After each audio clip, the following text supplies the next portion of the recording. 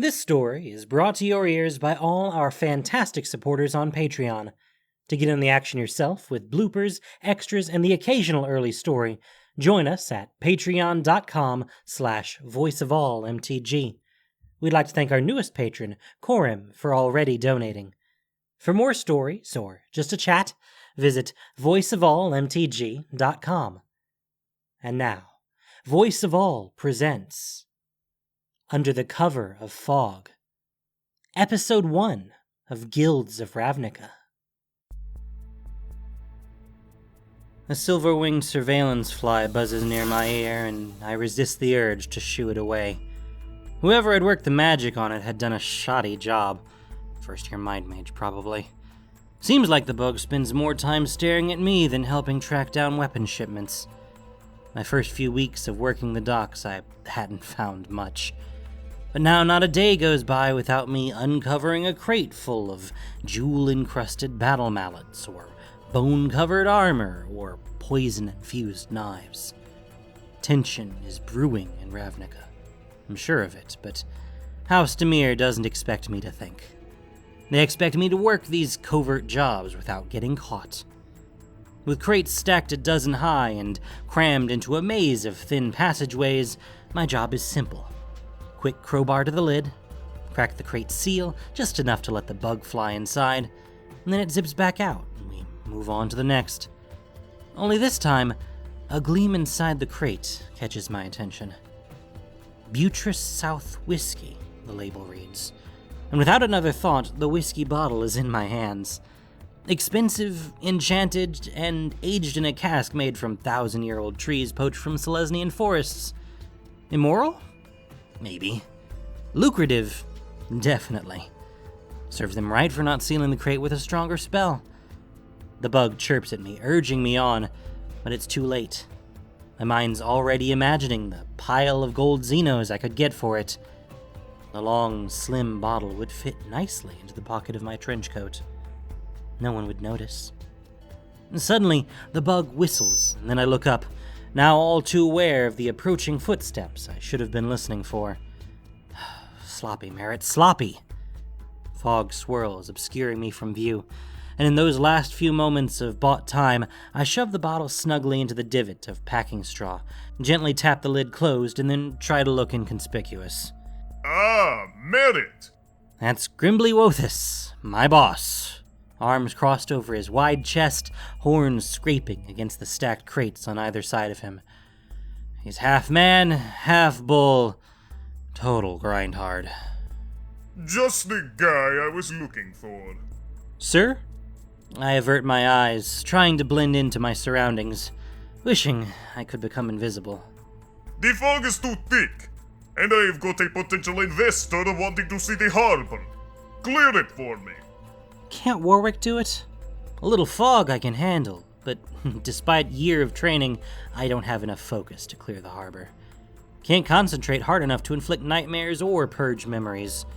As a covert agent of House Dimir, I don't have much to offer except the ability to work a crowbar of malintent. Warwick's out, and Bender too. You are all I have got. He looks me up and down, nostrils flaring. Unfortunately. Thanks for the vote of confidence. How is this for confidence? You do not clear it, and you do not get your pay for today. I'm on it, boss. I should have taken the damn bottle. There's no way I'm going to get this fog cleared. Bills are overdue, wife and kid are hungry. Another day with docked pay and deeper in debt. I amble up to the very edge of the deepest pier and focus on the magic all around me. I pull, drawing the power in like an inhale of glass shards, and then release, a force from within me beating like thunder against the inside of my eardrums. Fog swirls, barely, clearing about halfway to the other side of the river, just enough to reveal a sleek Simic schooner with spiral-embellished sails cutting through the water. 2 merfolk keep pace beside the boat. The one in the lead turns toward me, scowls, and then presses a webbed palm against the hull of the ship. Within seconds, the schooner fades into shimmering blue-green ripples, indistinguishable from the choppy river water unless you knew right where to look. Grimbly-Wothus stomps his hooves, his deep, roaring laugh a near-perfect match to the blare of a foghorn. Didn't see that now, did we? He turns to his investor, his mischievous smile stretched wide. The cover of fog is a key selling point for the kinds of ships that sail through these parts, and as you'll come to find, it is a very profitable one. Tomorrow, I will show you the harbor. Tonight, we will drink to the beginnings of a new partnership. Grimbly-Wothus slaps his massive, furred hand against the investor's back, moving him along, but not before aiming a soul-crushing glare down at me.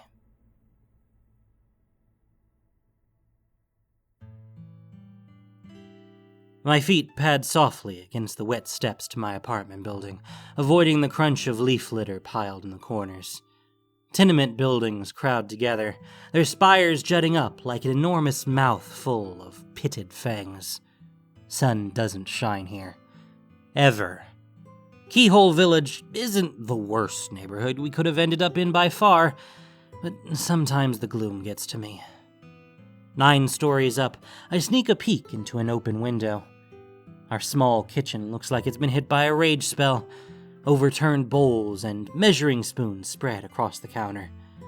Tashi's balancing the baby on her hip as she conjures minor healing salves from a blend of arrowroot and boar spice to sell at market. She's working under the dim light of a single candle floating uncomfortably close to the loose fabric of her cloak. It's the green cloak with the golden leaves printed on the trim. I seem to remember it fit fine once. I turn the knob and step inside. House Dimir has nothing on the traps that litter our floor. Wooden blocks sit in wait, ready to impale a bare foot with their sharp corners. A wheeled xylophone made of rib bones offers a fast track to a broken neck. I step around them, nearly second nature now, and get ready to break the news to my wife. Merret! Finally! Tashi shoves the baby into my arms, who's almost a year old now, but he's still as fussy and listless as a newborn. He barely weighs anything at all, his nose a constant dribble of snot. 2 seconds of holding him, and it's all over my lapels. Daddy! Soche, my oldest, comes barreling up to me, head hitting right in my gut. I bite back the pain as I force a smile onto my face. Soche! Shouldn't you be in bed? I wanted to see you, Daddy. You been good for your mother today? An absolute terror. Broke a bottle of Madi root essence. Whole thing. Ruined. Where are we going to get money to replace that? Money to run the gas lamp so I'm not hunched over this candle all day. Money to feed the baby. I brought home a dozen apples yesterday. I was hoping it would stall the next question. Where's the pay from today? The job at the docks may be a covert assignment, but the money is real, and it's the only thing keeping us afloat. They're mush, Merret. Market mush. Baby eats and isn't getting any bigger. He needs real food. The kind you get from a proper grocer. Something that will fill him. I need filling too. Soche pats at her belly. And Mom. To bed! My wife shoos her off, and little feet pat against the stone floor. Soche ducks into the sleeping nook next to the unlit hearth, and then buries herself in a mound of threadbare covers, tattered warming spells drifting off of them like tufts of shed fur. I open my mouth, but for the first time I notice how sunken my wife's face has become. A lump catches in my throat, and the words just won't come out. I didn't... Get the food, Merret. I don't care how. She pries the baby from my arms and starts enchanting her herbal mix again. I stand there for a moment, trying to figure out how this has become my life. Fog seeps in from under the gap in the front door, twirls around me like the dreariness of the streets has come to claim its stake inside my home. Inside me.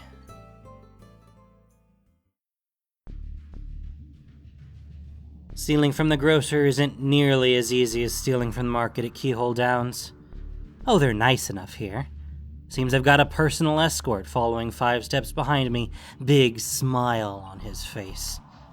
I try to lose him, snaking up and down the aisles past a display of steaming minced elk pies, a floating pile of blemish-free fruits, and bins containing 12 different types of live maggots for the discerning Viashino. But no matter what I do, the market clerk is still there. I guess the same scarred face that says, "Don't mess with me," to the vendors of Keyhole Downs screams thief here in this posh neighborhood. I leave empty-handed, but for all my luck, I hear that roar of laughter that has left me cringing on so many occasions. I look up and spot Grimbly Wothus and his investor friend coming out of an apartment 4 floors up. The building massive, top-heavy, and drenched in cleansing spells so it's impervious to graffiti. I knew he lived around here, but I hadn't imagined his place being this nice.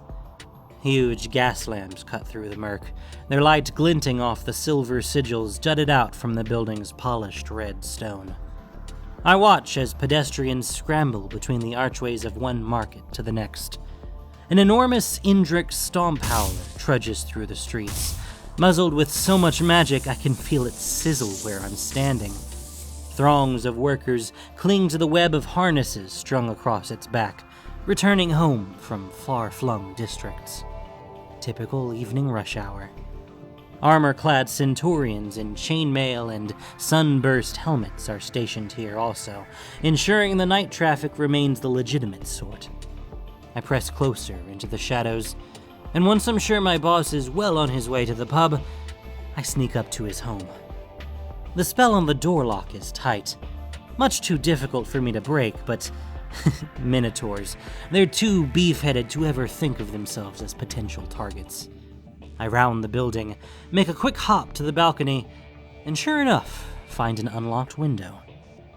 I slip inside like a sheet of fog, feet barely touching the expensive ceramic tiles beneath me. Doubt bites at me. Sure, I've pinched things from the market on occasion, from a few pockets too, but I've never done anything like this. I nearly turn back, remembering the look of disappointment on my mentor's face as I'd failed to pull a single memory thread after 6 months of close instruction.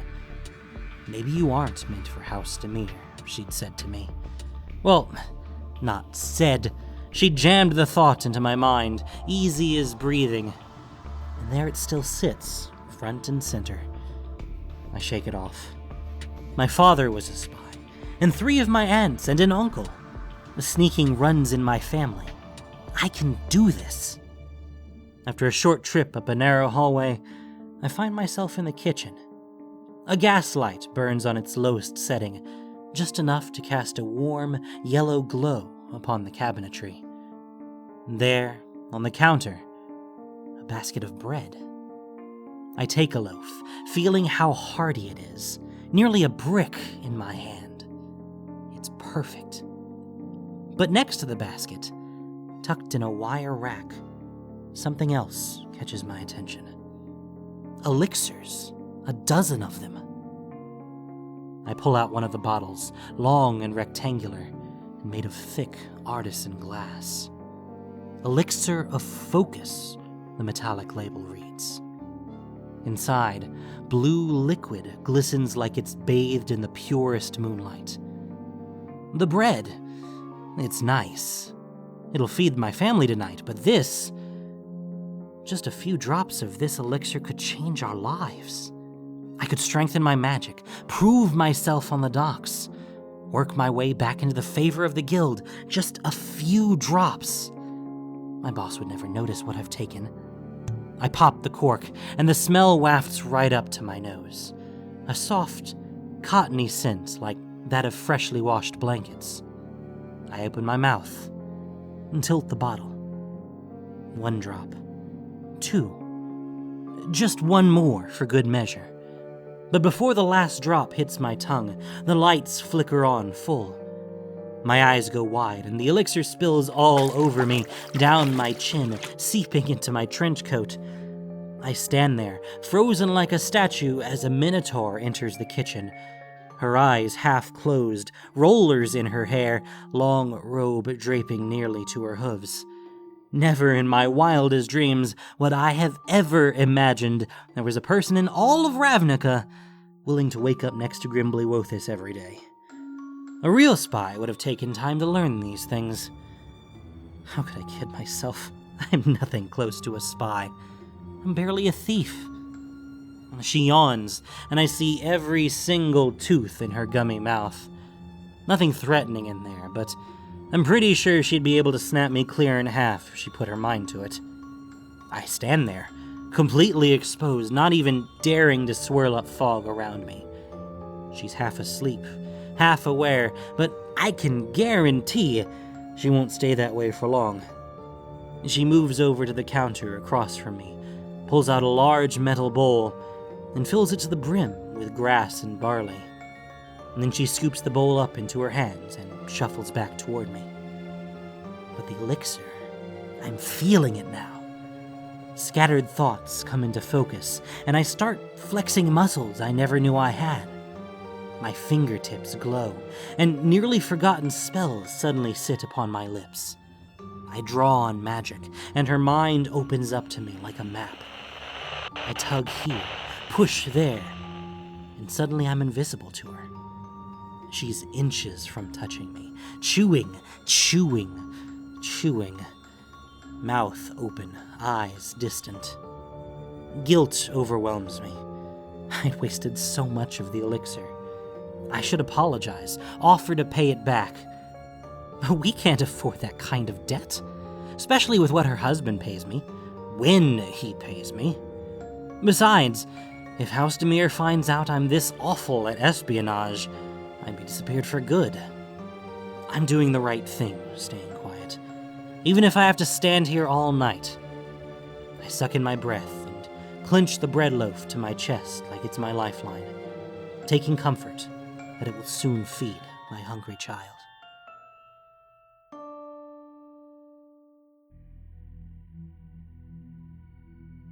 A blast of magic erupts from my fingertips. Fog leaps out of the way, and for the first time since I've worked the docks, the river is clear as far as the eye can see.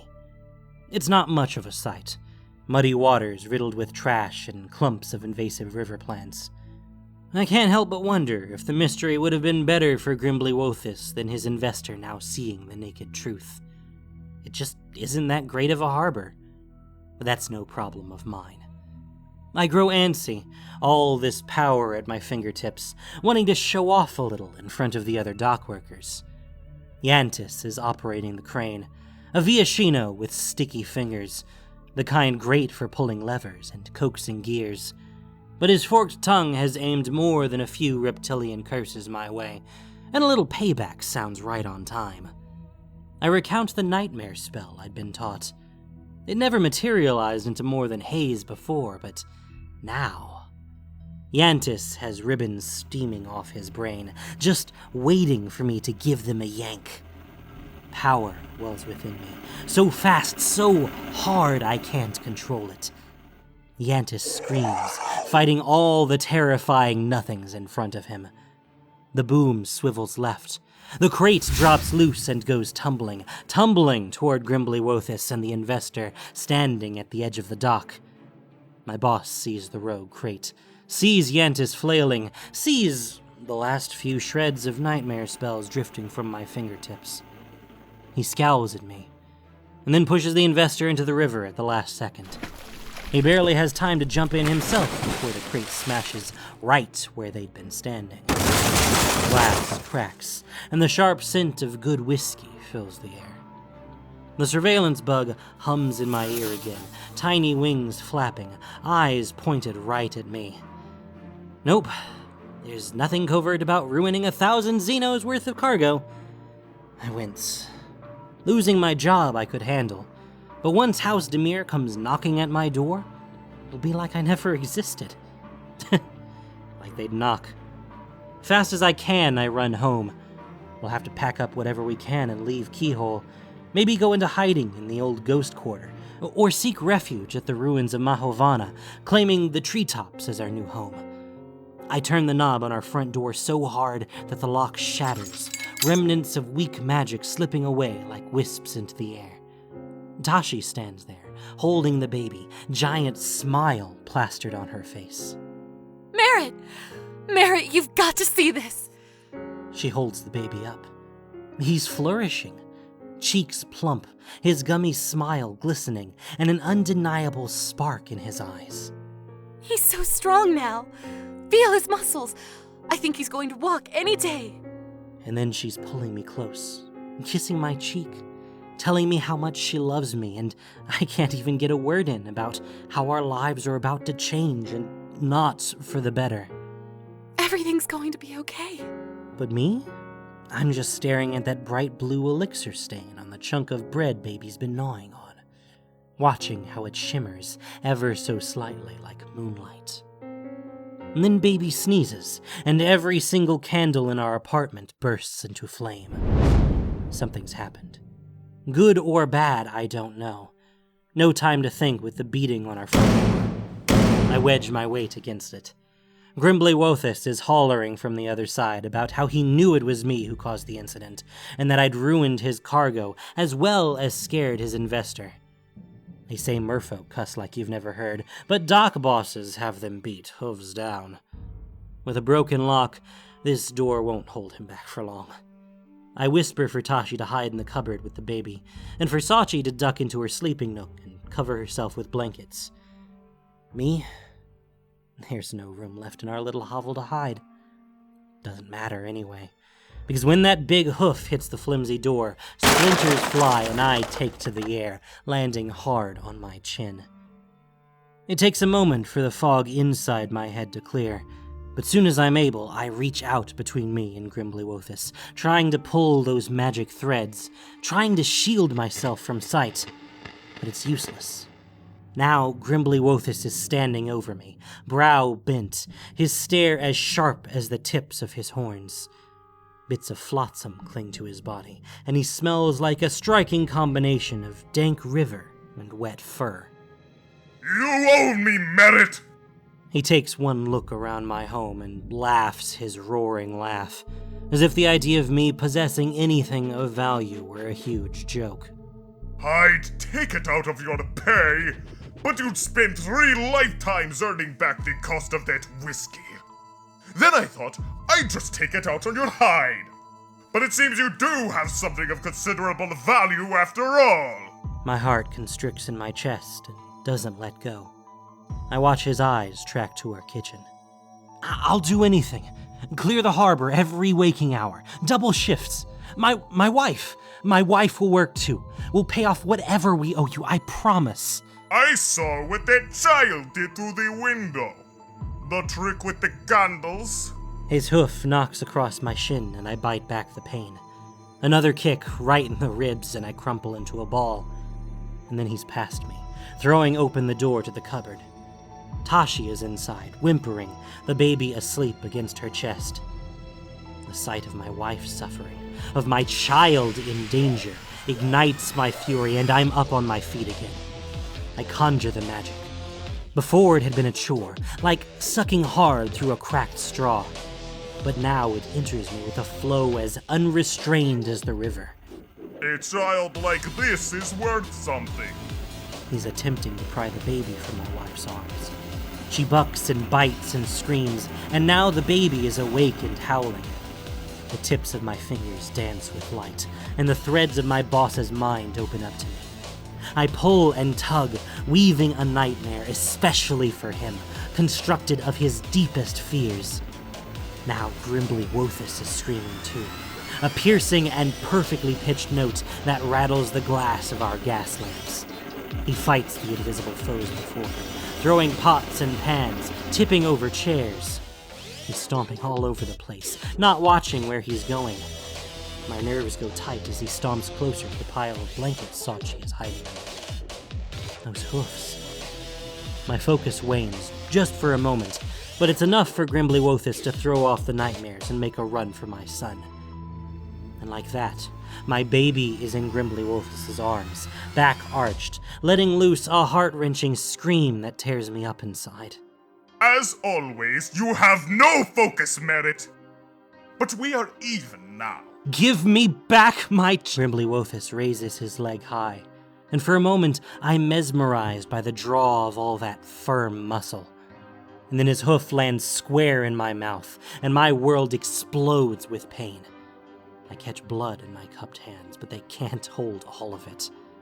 I must have blacked out for a moment, because Wothus is already at the door, trying to maneuver his hooves through the opening while the baby writhes and my wife grips at the fur of his thigh. With a hard shake, he flings her off. She goes flying and hits the side of a cabinet. Something cracks. Something that's not old wooden cabinetry.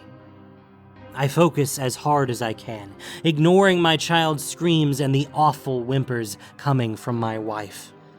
I pull at magic, trying to wrap a noose around my boss's thick neck, but the flow is back to a trickle now. Whatever he feels, it's no more than a scratch in his throat.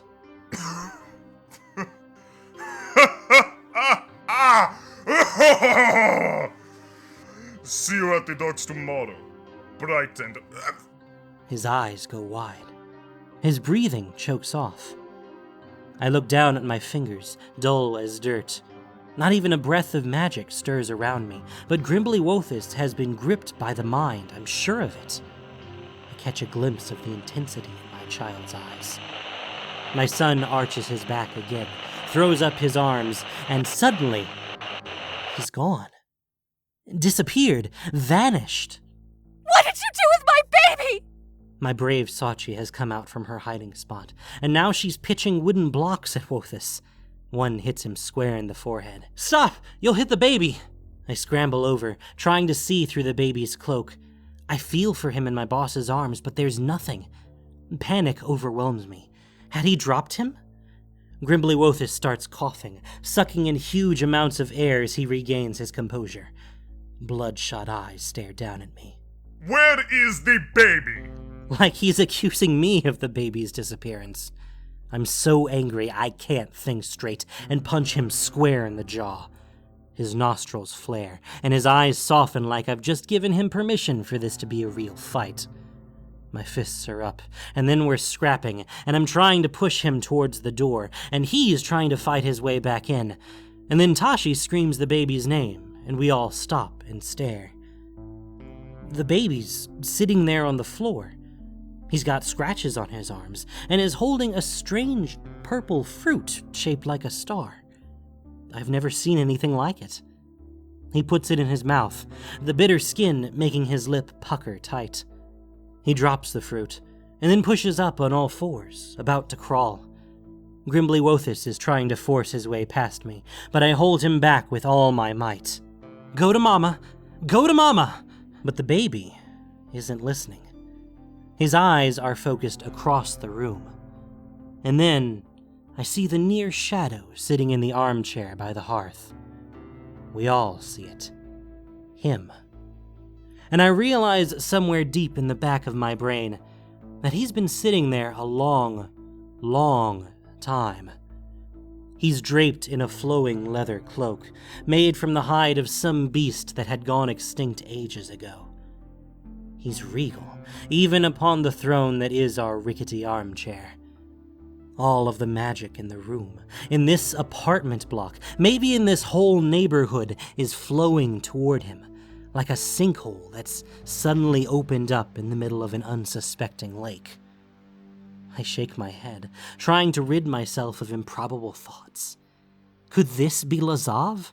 Lazav the mastermind, guildmaster of House Dimir?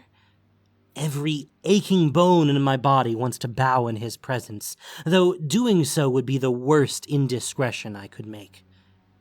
The baby pushes up again, and suddenly he's standing, wobbling back and forth and back again, before taking his first timid step.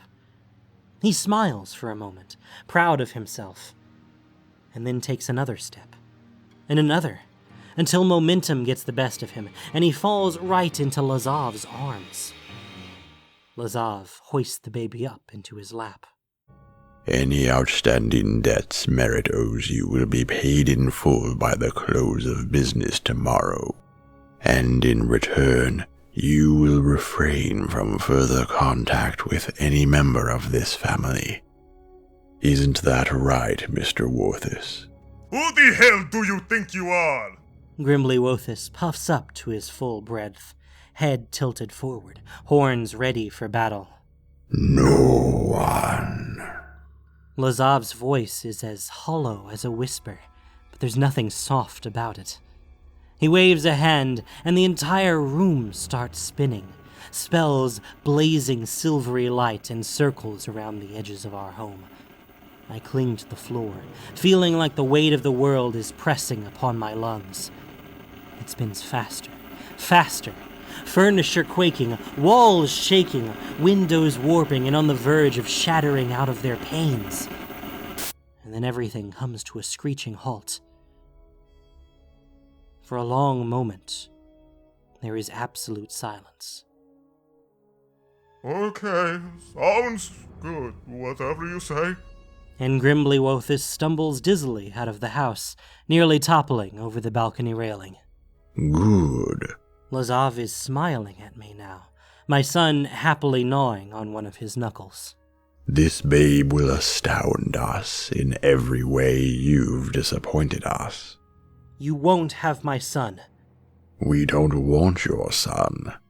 At least, not in that way. He will stay with you. You will raise him as you see fit.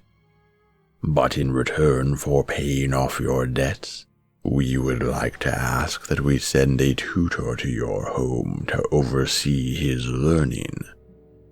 Of course, we will also provide you a modest stipend so that you can adequately provide for his needs. And yours. My jaw has dropped. I go over to Tashi, pulling her gently into me. I try to push away some of her pain. Then we just stare at each other, dumbfounded, each grasping for questions to ask and falling short. Is my brother special? Lazav laughs a raspy laugh, like stones scratching against rib bone. Something in my brain twists sideways, my mind fogs over, and then all of a sudden, we're all laughing. And Great Aunt Bee is sitting in our armchair, bouncing the baby on her knee. Soche's playing a tune on her xylophone, and Tashi's in the kitchen, chopping up some strange purple fruit she must have gotten at the market. I go stand next to her, and she smiles at me, and then places a bit of the sweet pulp on my tongue. As I chew, my jaw aches some, like I'd been punched in the mouth. You're sure you're okay with my aunt staying with us for a while? Just until she gets back on her feet. She won't be much trouble, and she can help keep an eye on the baby while I get some work done. Of course it's okay. I like her. There's just something about her, you know? The wisdom that comes with old age. I think she'll be good for our family.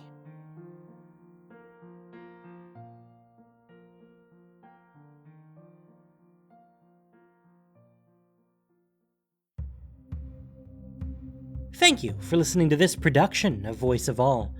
As listener-supported entertainment, we rely on you not just for the voices of the characters, but also to keep us going and growing. If you enjoyed what you heard, please support us by rating and reviewing us on iTunes, or following us on SoundCloud, Stitcher, and Google Play, or just plain sharing with your friends. You can also support us financially on Patreon for exclusive perks. Under the Cover of Fog was written by Nikki Drayden. The podcast was produced and edited by Gendo Okeshi, with sound editing by Noxshade. This week's story featured the voice talents of Ozzy Snedden, Sarah Ruth Thomas, Avalon Eve, and Drew City. Voice of All is unofficial fan content, permitted under the Wizards of the Coast fan content policy. Magic the Gathering is copyright Wizards of the Coast. Thanks so much for listening. Y'all have a great day.